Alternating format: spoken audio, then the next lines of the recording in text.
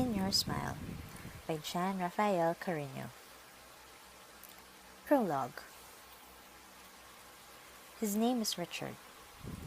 I still remember that day when he took my hand and said, "Don't cry. It's going to be okay. I'll help you find your mom." I was 7 years old back then. It was the time that I got lost at the carnival and didn't know what to do. I had been walking for ages, hoping to see my parents, but never found them. But he found me.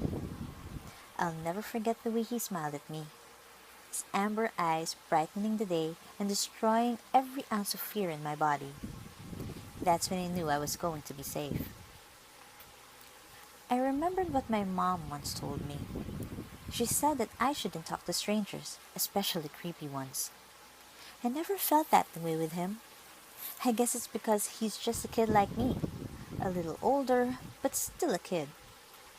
I wasn't good at estimating ages back then, but if I were, I would have guessed that he's only 2 or 3 years older than me. You know, it's best if we stayed in one place.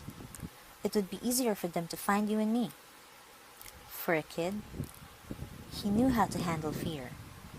He walked with me and took me to the carousel. He said that the carousel is the brightest ride in the park and it will be easier for our parents to see us. He held my hand, helped me sit in the pink pony, and he stood there beside me. "They'll find you soon, okay? Here, have my hanky," he said, then gave it to me. He wanted me to wipe my tears away. He wanted me to be strong. He smiled at me, held my hand, and said, like my mom always says, "We have to have courage. Don't let fear make you lose sight of hope." Back then, his words meant nothing to me. It was his presence that made me hope for the best. I wiped my tears with his hanky and tried returning it to him. "You keep it. You never know when you'll be needing it again." He smiled. He made me feel something in the pit of my stomach. I didn't know that feeling before. I called it butterflies, the way we discussed it in class. Now, I know it's called anxiety. The carousel went on, and he just stood there beside me, holding my hand, making me feel as safe as much as he can. Whenever I looked at him, he just smiled at me and held my hand tighter, an assurance that he will keep me safe. It felt like time stops every time he smiles, and everything around us seems so much better, happier, and simpler. When the carousel stopped turning, I saw my parents. Then I saw his too. I knew then that I wasn't the only one lost, because when he saw his parents, his hands started shaking, and tears immediately streamed down his face. I understood that he kept that courageous facade just so that I can calm down, just so I can feel safe.